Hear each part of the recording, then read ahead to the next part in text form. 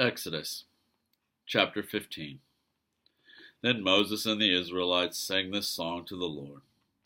I will sing to the Lord, for he is highly exalted. Both horse and driver he has hurled into the sea.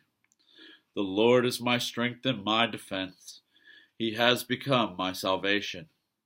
He is my God, and I will praise him, my father's God, and I will exalt him. The Lord is a warrior. The Lord is his name. Pharaoh's chariots and his army he has hurled into the sea. The best of Pharaoh's officers are drowned in the Red Sea.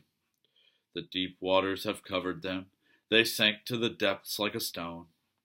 Your right hand, Lord, was majestic in power. Your right hand, Lord, shattered the enemy. In the greatness of your majesty, you threw down those who opposed you. You unleashed your burning anger. It consumed them like stubble. By the blast of your nostrils, the waters piled up. The surging waters stood up like a wall. The deep waters congealed in the heart of the sea. The enemy boasted, I will pursue, I will overtake them. I will divide the spoils. I will gorge myself on them. I will draw my sword, and my hand will destroy them. But you blew with your breath, and the sea covered them. They sank like lead in the mighty waters. Who among the gods is like you, Lord? Who is like you, majestic in holiness, awesome in glory, working wonders? You stretched out your right hand, and the earth swallows your enemies. In your unfailing love, you will lead the people you have redeemed. In your strength, you will guide them to your holy dwelling. The nations will hear and tremble. Anguish will grip the people of Philistia. The chiefs of Edom will be terrified.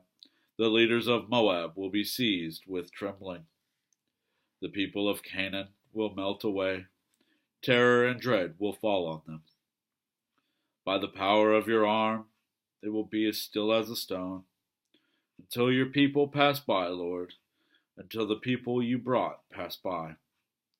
You will bring them in and plant them on the mountain of your inheritance, the place, Lord, you made for your dwelling, the sanctuary, Lord, your hands established.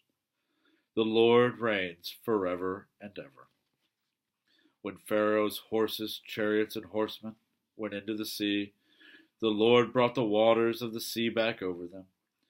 But the Israelites walked through the sea on dry ground. Then Miriam, the prophet, Aaron's sister, took a timbrel in her hand, and all the women followed her, with timbrels and dancing. Miriam sang to them, Sing to the Lord, for he is highly exalted. Both horse and driver he has hurled into the sea. Then Moses led Israel from the Red Sea, and they went into the desert of Shur. For 3 days they traveled in the desert without finding water.